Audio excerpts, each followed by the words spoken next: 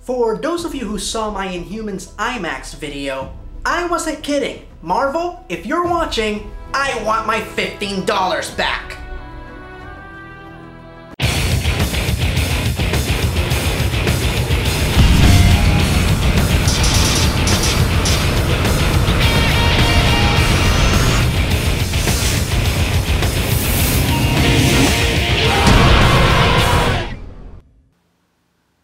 Greetings fanboys and fangirls, I'm ERod and I'm the Blockbuster Buster. Now, as I stated during the cold opening, I already talked about the first episode of this series in my Inhumans IMAX episode. But if you're too lazy to click a button and check that video out, for a quick recap, here's Deadpool. What up, bitches? Peter the Ool here to give you the 411 on the... Hold on, what does it say on the cue card? It's hard for me to read through the mask. The Inhumans? What the fuck do I know about the Inhumans? You're a Marvel character! You've met them! You were in X-Men vs. Inhumans! Oh, the Kmart X-Men. As a Marvel employee, don't you get to see all the movies for free? Yeah, I skipped that one. You skipped out on seeing a free movie?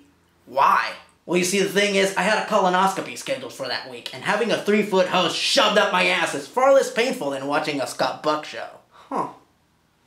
I have no counter-argument for that. Alright, Cop Gobbler says what? What? Ha! Oh, damn it, Wade.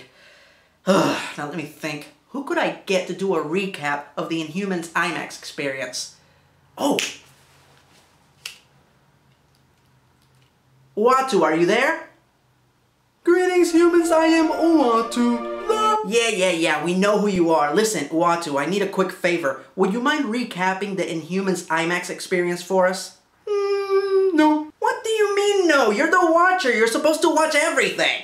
Yeah, I didn't watch that. Bye. Oh, for Godzilla's sake. Alright, listen, I am not reliving that horrible pilot. So if you want to know more about it, you're just gonna have to make the effort and check out my previous video. For now, I'm just gonna delve right into the misguided, malevolent misadventure that was Marvel's The Inhumans. So our miniseries continues with Maximus trying to formulate a new plan to do away with the royal family so he can maintain his rule on the moon. Now, a super intelligent being like Maximus knows that the only way that the royal family can get back to the moon is by being teleported there by Lockjaw. So, hypothetically speaking, all Maximus needs to do is kill Lockjaw, and then he wouldn't have to worry about the royal family for quite some time. But that's not what he does. You remember in the pilot movie how he sends one Inhuman to hunt down the royal family and then she gets killed by the one member of the royal family that no longer has powers? Well, apparently since that plan worked out so great, he repeats it 3 times. He sends a bunch of Inhumans to Earth, they get their asses kicked, so he sends more. Lather, rinse, and repeat. But on his second attempt, Maximus makes a significant alteration to his strategy, as one of the Inhumans that he sends down to Earth is the most dangerous Inhuman of them all, the face of death himself,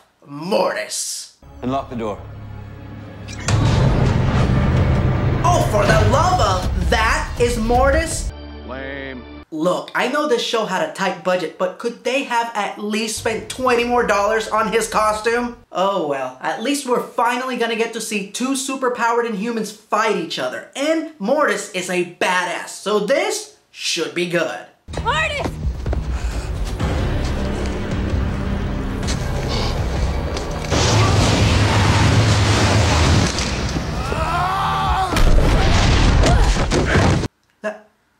That's it?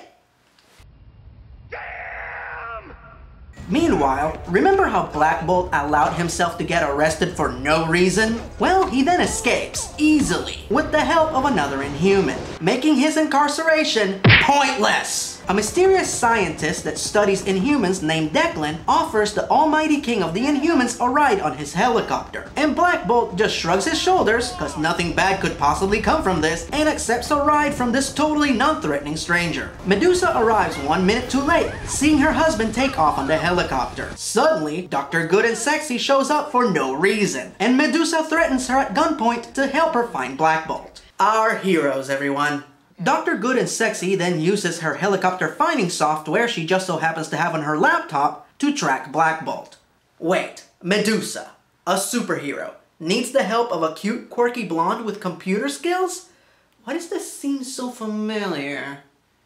Nah, Marvel wouldn't rehash a beloved character from another show, especially if it was one that was created by their direct competition. Because if they did that, they'd be fucking stupid. Meanwhile, Karnak ends up working at a weed farm, because God knows he doesn't have anything more important to do. Wait, hold on. So the primary location for this show is Hawaii, and it also includes several scenes that take place at a weed farm? So if I understand this correctly, the producers of this show masterminded a project that would allow them to get a free trip to Hawaii as well as give them access to copious amounts of free weed. Man, suddenly it's starting to make perfect sense as to why Marvel Television pushed this project into production even after Kevin Feige canceled it. Sweet Christmas. So Maximus tries to talk Crystal into joining his side, with one long monotone speech that put me to sleep 3 times. And thus, Crystal joins Maximus, therefore dividing the royal family forever, which would have been the interesting outcome to this scene. What actually happens is that Crystal just escapes from him very easily, once again using Lockjaw to get away. Don't kill the dog, they said. It won't be a threat, they said. So Crystal and Lockjaw teleport down to Earth, only to have the best actor in the series get run over and injured by an ATV. Now I know what you're thinking, ERod, this is just a lame excuse to save computer animation money by not having to animate Lockjaw for several episodes. Now, if this is what you're thinking, you would be 100% correct. Lockjaw's budgetarily convenient misfortune leads to Crystal and the ATV driver to have a romantic subplot, and oh hell no! I'm not doing this. I'm not sitting through a romantic subplot involving the worst actor in the series and an unimportant side character that has the charisma of a ham sandwich. So, do you guys mind if I just skip this? No. No. Yeah, maybe. Wade, do you even know what we're talking about? Yo mama. Ugh, never mind. So Black Bolt discovers that Maximus was behind everything. The betrayal, Triton's ambush, as well as Declan's convenient helicopter rescue, as Maximus has had the good doctor studying the humans who have turned inhuman, so he can find a way to give Maximus powers. Wait, wouldn't bringing Black Bolt back to your lab be detrimental to your plans? I mean, he's gonna eventually figure out what you're up to, and there's no way you're gonna be able to hold him there. I mean, he just broke out of a maximum security prison. As soon as he senses that there's something afoul in your lab, he's just gonna, there he goes. But Black Bolt's escape is short-lived, as he runs into Mortis and his team of Inhumans. Gee, let me guess. Something cheap and quick is going to happen that is gonna prevent them from having an actual fight scene.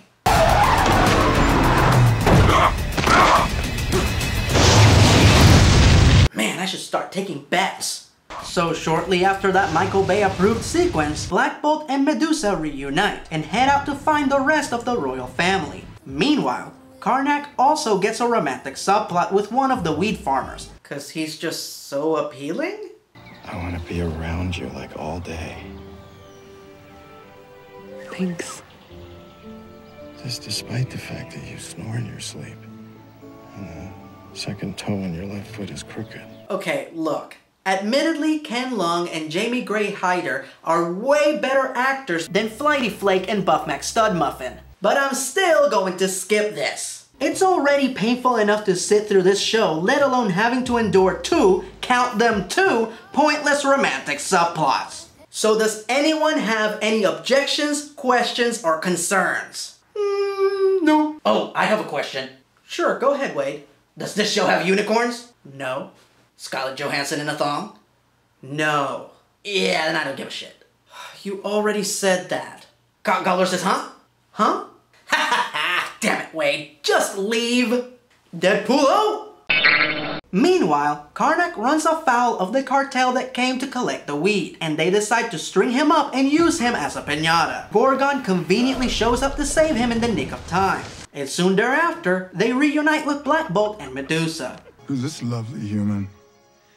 I'm Louise. Gorgon, I love you, but you are not helping. Okay, good. We're almost to the end. All they have to do now is teleport to the moon, kick Maximus's ass, and roll the credits. Nope! Maximus's minions hold 2 humans hostage, so the royal family has to go save them first. And they care about these hostages because... Why am I waiting for an answer? Let's just go ahead and cut to that scene. Now, in the interest of fairness, this sequence does lead to a few good moments, as the royal family finds itself outnumbered. And it is none other than Gorgon that comes up with a good plan, as he knows that the Inhuman hostage takers fear Karnak's ability to predict their moves and know their weaknesses. This, of course, will cause them to hesitate when he confronts them. No, it doesn't make sense. He wants me to shoot him. It's gotta be a trick. Please don't shoot me. Please don't shoot me. And I have to admit, the fight scene between Gorgon and the hench girl is pretty good. Unfortunately, everything goes sideways when Mortis shows up, as Gorgon's only solution is to bring the whole building down on top of them as the others escape. Now, before you start commending the cloven-footed Inhuman for sacrificing himself to save the others, here's my argument. Wouldn't it have been easier and safer for Gorgon to snap Mortis's neck? Cause bringing the whole building down is just as, if not more dangerous, than Mortis using his facial blast. And I know what you're thinking. ERod, snapping another person's neck is a horrifically cruel and inhumane way to kill a person. And as the heroes of this story, there is no way that the royal family would ever commit such an act. You brought this on yourself. No! I rest my case. Now, before I get 100 emails asking me why it's okay for the Inhumans to snap necks, but not Superman, the reason for that is because Superman is a symbol of goodness and justice. The Inhumans are a bunch of rich, stuck-up assholes, so frankly, who cares what they do? Much to their dismay, the building collapse kills Gorgon. Oh no, not Gorgon, he was such a great character. But before the royal family has had 3 seconds to mourn their fallen cousin, Black Bolt reveals that he had known all along about Maximus's plot. And some of you might want to sit down for this because it is quite shocking. Triton is still alive. I know, I am shocked beyond comprehension. Now, let me see if I understand this correctly. Black Bolt knew what Maximus was going to do ahead of time, and his countermeasure to Maximus's plot was to leave his entire family unguarded, then get lost on Earth, get arrested for no reason, and wait until one of them was killed to call Triton for help, who was just hiding out in the ocean doing nothing for 5 episodes. Just play the clip. So they teleport back to the moon, to the super secret royal bunker that Black Bolt failed to inform the rest of his family about, because of reasons. So now that the royal family is back on the moon, we have arrived at what would traditionally be the final act of the story. This is when the action starts to pick up exponentially, until we reach the epic climax of the narrative, and then we start the smooth descent into the epilogue. But that is not what happens here! For the last episode and a half, what we get is a hodgepodge of stupidity and padding that flows with the narrative smoothness of a broken tricycle. Now we do get an occasional good moment, like Triton taking out Maximus's royal guards, which showcases Mike Moss' incredible martial arts skills. But for every good moment, there are 2 or 3 relentlessly stupid ones right behind it. The biggest one being that Karnak brings Gorgon back to life by subjecting him to Terrigenesis. How do I put this? That's not how Terrigenesis works! The process gives beings with inhuman genes superpowers or deformities. But you know what it doesn't do? Resurrect dead Inhumans or copy and paste the powers of other Inhumans. And you wanna know how I know that? Because that was a plot point in this stupid show! And to add insult to injury, after the process, Gorgon becomes a lumbering zombie that is even more worthless than his former self. Gorgon, was it? I mean, is it? You're confused. So after many more scenes that are too boring and too dumb to recount, Maximus decides to collapse the dome that protects the city, starting a chain reaction that will leave Atlan in ruin. The royal family decides to evacuate everyone to Earth, while Maximus just stays on the moon, alone, ruling over no one. Okay, just one more time, just wait a minute. At the beginning of this show, it was Maximus who wanted everyone to go to Earth and establish a colony there. All the while, Black Bolt was the one who wanted to stay on the moon. And now they just switch places. God, I hate this show. So just to add sprinkles to the stupidity sundae, Black Bolt decides to stay behind as the city collapses, so he can confront Maximus. Because someone needs to put a stop to him. Personally, I think that the concrete ceiling falling down and crushing his head will put a stop to him, but hey, if you want to go and have a 5-minute conversation while the entire building collapses around you, be my guest. One way or another, this is the moment that the entire series has been building up to. Black Bolt and Maximus will finally confront each other. This will be an epic battle that'll rock the very fabric of reality itself, and...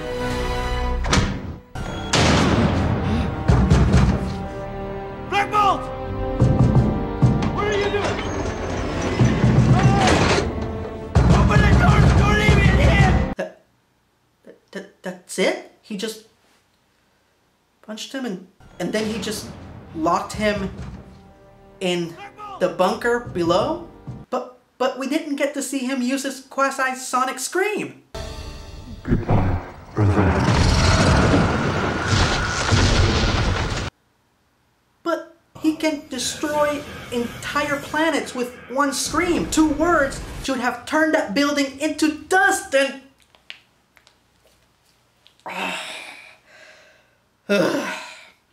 Let's just finish this. So Dr. Good and Sexy helps them find a new colony on Earth because apparently her boss and or supervisor has the authority to approve such a thing.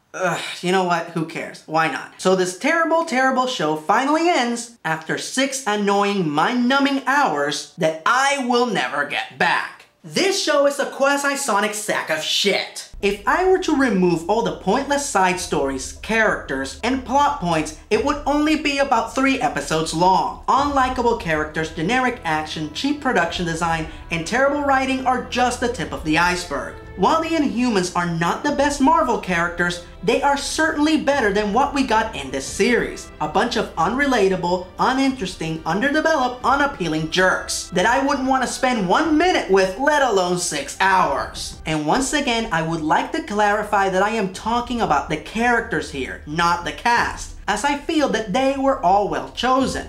But as the saying goes, your employees cannot succeed if you don't give them the tools and resources to do so. And to say that this cast was ill-equipped would be a gross understatement.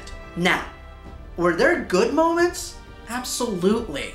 Even the worst movie or TV show has good moments, but they are just too few and far between, and not worth sitting through an entire show to see them. Now, as much as I want to, I cannot bust the DVD set, because it doesn't exist yet, but I still have to make sure that the Inhumans never make another appearance in the Marvel Cinematic Universe.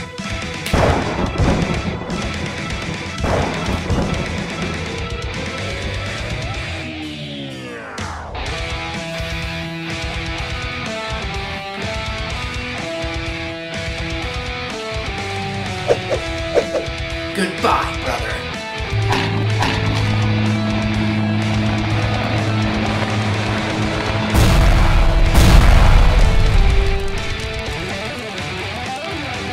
Busted. Is it just me, or have I been destroying a lot of buildings lately?